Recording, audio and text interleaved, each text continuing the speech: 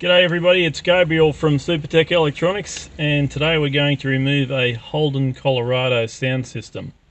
Well, common complaint you may be having with your unit is touchscreen is non-responsive. Okay, they're very easy to remove. First, the two tools you will need is a plastic spudger and a Phillips head screwdriver. Now, the first part of the journey, we don't need the screwdriver for this part. We want to remove this bottom section here, like that. And that will come out and sit right there for the time being. Okay, next thing we're going to remove is this part here. And you can do that by just pulling, just going to open this vent here to make it a little easier. Pulling it towards yourself gently, not stressing any one particular part of it until it pops out, like so. And then we're just going to unclip that cable by pushing the middle pin and putting it aside for the time being.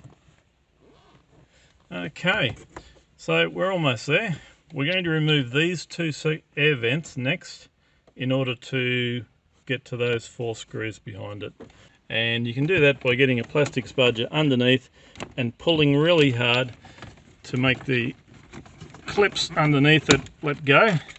And they're the guys you're fighting with to get them off. And that will expose 2 screws that side and the same the other side. Okay, they're the clips you're fighting against. Once those air vents are out, we're going to remove 4 Phillips head screws. Use a magnetized screwdriver so that you don't drop any down behind the dash.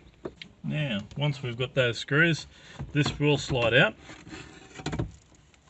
And we'll need to unplug some electrical cables. Most of them you just push the middle pin and pull it towards the front of the car. This one here, however, is a different release system. You push that button and it'll pull out that way. And this guy here, very similar. Okay, and you'll take that one out there as well. And that unit is ready to send off to Supertech Electronics for repair.